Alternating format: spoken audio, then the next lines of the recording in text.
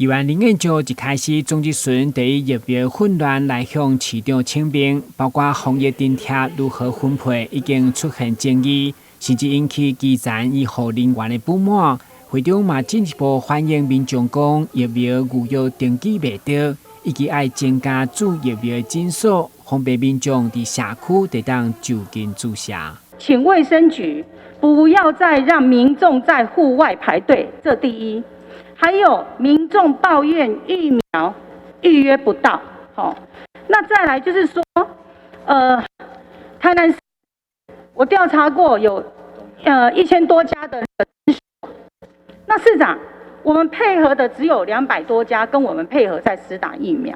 我想你身为市长，而且你是公卫的，你应该是不是要整合一下，然后呢拜托他们也来参与。对，因为疫情局势严峻，疫苗不足的困境才被凸显出来，所以疫苗到底有超前部署备受质疑。议员林彦洲就要求市长等以及主管甲中央拍分数，结果市长黄伟跳拍85分，这官员各有90分的支持。市长，我没看到你打几分啊？85。85。我来前面看。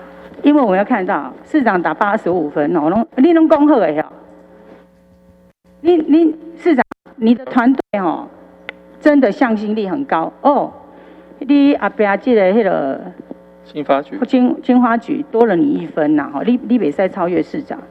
没有。然后水利局你打几分啊？90哦，你个超越市长啊！除了关心疫苗问题，议员嘛争取永康区成功里立体停车场议案，以及肉品市场竟然传出上班时间有员工拍肉枪，要求身为党市长的市长来检讨。但是新闻管制张硕维采访报道。